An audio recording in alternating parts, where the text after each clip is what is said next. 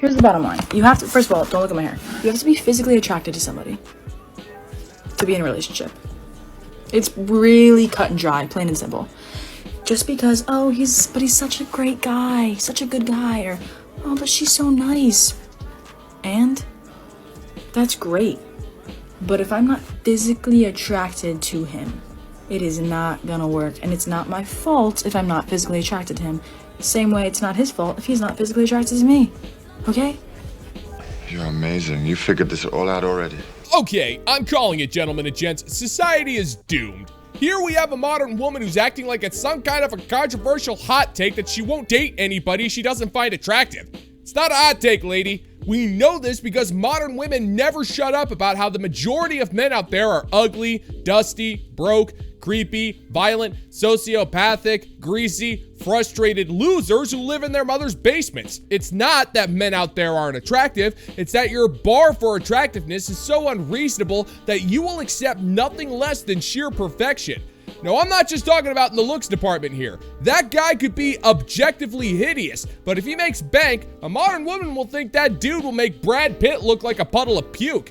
Meanwhile, most average men's view on female beauty are gonna differ, but regardless of what we prefer, your preferences will always be considered reasonable, while ours will always make us look like hateful bigots. We're not built to be physically attracted to every person we meet. It's okay to not find somebody attractive. It's not offensive. You literally just don't find someone attractive. That's okay. Okay? It's called chemistry. If you don't have chemistry with them, then you're not attracted to them, and it's not a big deal. There's 7 billion people in the world.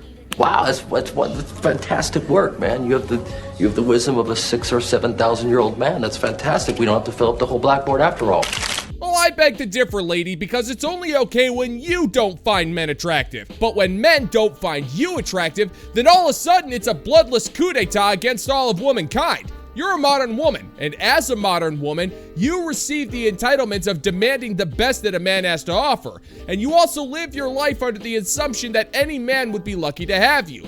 But when that man doesn't want you, for blatantly obvious reasons that don't need to be mentioned, you'll fly off the handle and accuse that man of some kind of ism or phobia because you can't stand living in a world where men don't want you.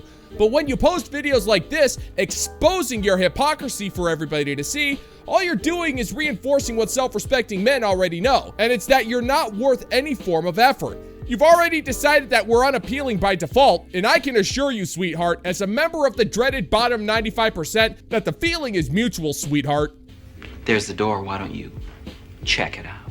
Tell me why it was today that I discovered that I have a forum page about me calling me a fake lesbian. I wasn't even gonna make a video addressing this because it is one, such a controversial thing, and two, none of anyone's fucking business. But I'm getting my ass beat. So I just want to explain. I know so many people out there that call themselves a lesbian that secretly f with guys on the down low because they don't want to get shunned and shut on, and there is some stigma around being like bi or pan or whatever it is. And I know so many people as well, like myself, that still dates and still loves women because that doesn't change. That have come out as lesbian and then realized, I don't know, however many years down the track, that they're like, hey, actually, maybe I'm not a lesbian, and that is okay. Oh my God, who the hell cares? Lady, nobody cares who you're banging. I have more of an emotional and mental investment as to whether or not my loaf of intergalactic space bread is too moldy to feed the space birds. But since you brought it up, I thought the L in the LGBTQIA2S+ thingy meant lesbians. And if you're a lesbian, you're solely attracted to women. And if that's you, then congrats, go do your thing. We couldn't care less. But by the very definition of the word, if you find yourself wanting to bang dudes, then that doesn't make you a lesbian. That makes you something else on the LGBTQIA2S+ thingy. And even then, that's a moot point because there's no such thing as a woman anymore, since genderism is just a societal construct, which is enforced by the very same LGBTQIA2S+ movement. So when you boil it all down, you're complaining over literally nothing. Seriously, woman, you need to get a life. And I have no idea what you're even talking about. Nobody cares if you're a lesbian or not. Your life is not that interesting, and we all have better things to think about. I'm sorry, but I don't know who the told you that that was not okay, but I'm saying that is okay. If you are calling yourself a lesbian and secretly dating men, sleeping with men, doing stuff with men, and just wanting to keep the title of a lesbian, then you're lying. Then you are lying. Like, I haven't dated a guy in 4 years. I'm shocked. Maybe 5. I don't know. I haven't dated a guy in a very, very long time. I have been dating women that whole time. I've been dating women beforehand, and I will continue to date women afterwards. Unless I meet someone, which, like, I don't know. You don't know what words mean, do you? You know what, woman? I got nothing. You started off this rant by saying that you are not a fake lesbian, but then you turn around and say that if you meet the right guy, you will no longer be exclusively dating women, which makes you something that is literally not a lesbian. So what exactly are you complaining about here? You obviously got something stuck in your craw, but I'll be damned if I know what it is. It seems to me like your life is just one big empty shell of meaninglessness. Think about it. Look how much time you've wasted only to prove what your commenters have been saying this whole time. I hate to break it to you, sister, but there's no shame in admitting that you're wrong. I know that you think by doing so it'll somehow make your face melt off or something, but even if that were true, you wouldn't need to worry too much, darling. It's not like anybody's gonna be able to tell the difference anyway. I just think it is wild that people take it into their own hands and dissect my stories, my reposts, my fucking TikToks, and literally are making screenshots and captions of it on this forum page. Like, guys, be fucking for real. We have such bigger issues in the world. Like, who am I? Nobody. Literally nobody. Let's move on. You know why I'm giving it energy, but I know some people out there that also have come out as lesbian that now are trying to go back on that and identify as pansexual or whatever the they want to identify as because it's all okay. And they're just like getting shat on, or they're nervous because it's such like there's such a stigma around it. But like, babes, it's okay to like who you want to like. It's okay to... This is scary. Let me see if I can get this straight. You're mad because people are taking screenshots of you and your social media posts, which are of fair use, and placing them on some third-party website, and they're calling you out for your completely meaningless, gibberish cultist talking points.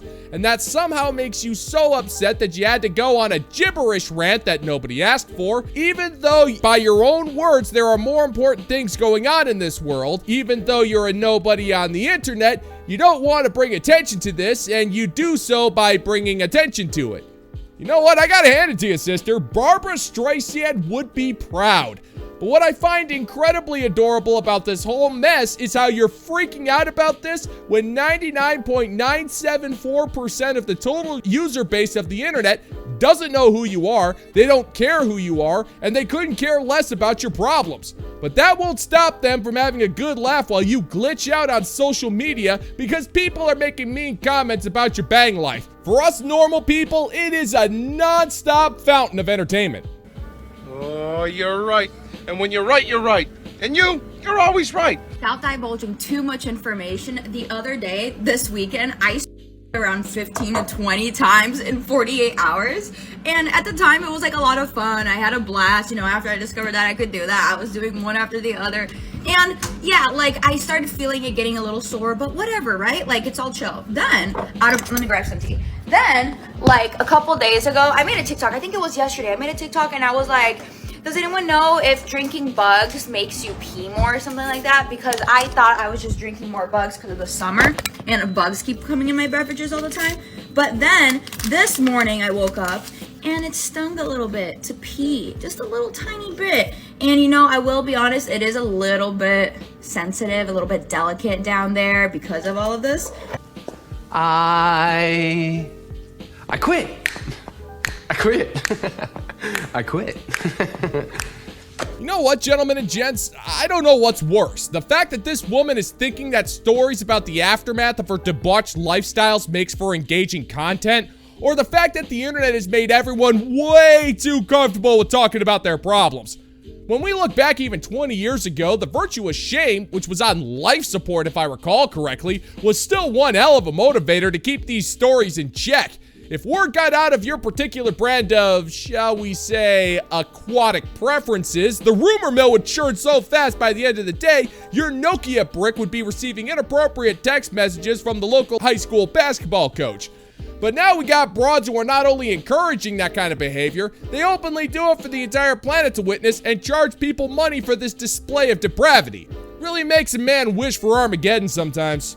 But yeah, I don't know. I have a feeling that I might have gone a little bit too overboard this weekend, and now I gave myself a UTI of some sorts because I didn't think that I needed to pee between after every single word, I guess, because I thought that in itself was peeing, you know?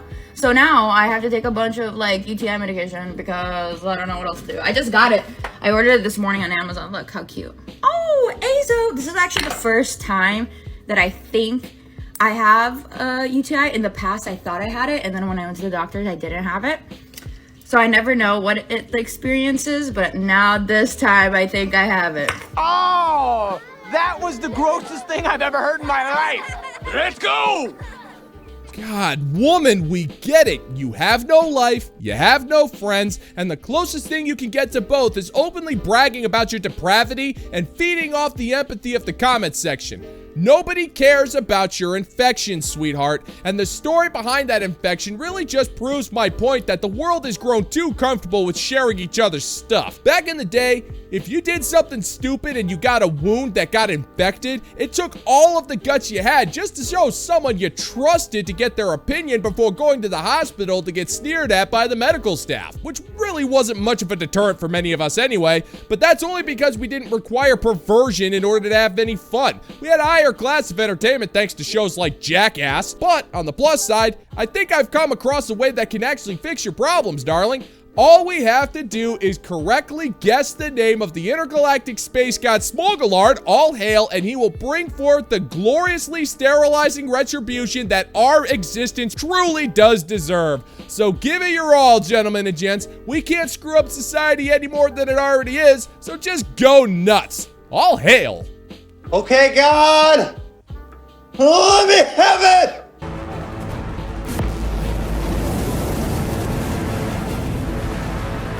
I think kids' sports are ruining families, marriages, and kids themselves. Calm down. I can already feel the heat coming through the phone. You don't like that. I get it. My son was in 2 sports in the spring, and we had something every single night of the week in terms of a practice. And then we had a practice or a game, and then we had games on the weekends as well. And we were exhausted. Everybody was exhausted. I never saw my husband. We never had actual time to connect. We never had any good, intimate, connected family time. Everybody was tired. We were at each other's throats. We were just going and going and going and going, and I won't do it. And uh-oh, sounds to me like middle-aged Maple's got a case of the crankies. Let's see if we can deconstruct why. Now, we already know that middle-aged Maple is a miserable human being. She hates herself almost as intensely as the contempt she holds for her entire family. But let's just ask a few questions. First, whose idea was it for this kid to take on 2 sports? Now, if it was the kid's idea and you agreed, then you knew how busy it was going to be for this kid to play 2 sports. So you could have told him to pick one and then have more time to seethe and stew in your own resentment. So if it was the kid's idea, it's your fault for agreeing to it. Now, if your idea for the kid was to take on 2 sports, then you should have known that the scheduling issues would have made you tired, and you should have just had him play a single sport. So it's your fault if it was your idea. Either way, you brought all of this false exhaustion on yourself, darling. You don't have a leg to stand on this one, Mabel. I won't do it. I know that kids' sports, recreational sports, team sports are very important. I know there's a lot of lessons that come out of that. I played sports when I was a kid. But this has gotten insane. My kids are 6 and 9. And at this level of competition, of expectation that we have of kids at this age, I think it's detrimental. I think it's harming more than it's helping. And I sure as don't think it's helping marriages, which are already struggling. Marriages aren't like on the up and up. I don't know if you know this, but like half of them end in divorce. And I don't think burning yourselves to the ground, running kids around every single night and every single weekend is the answer. Man, that's just mean. That's mean, man. Middle-aged Mabel, what I'm about to say, I don't do lightly, and I don't like saying this unless somebody has gone out of their way to earn it. But you are a terrible person, Mabel. Kids' sports are incredibly important to a child, but everything that you're bitching about is all about you and how much your kids make you sleepy. You're saying that your kid's physical and social development must take a backseat to you because you're so exhausted. Poor you. You even have the balls to say that your kid's extracurricular activities are ruining your marriage, even though all you need to do is look in the freaking mirror to see who's ruining your marriage, Mabel. All you ever talk about is how your life is negatively affected by your family and never about what you are willing to do to make sure your children have the skills they need in order to be functioning adults in today's society. I honestly feel genuine pity for anyone who's forced to come over to your house on holidays and get-togethers, because that house must be one gigantic cesspool of pure misery. And it is a shame that you can't even pretend to be a decent human being for the sake of your children, Mabel. Shame on you.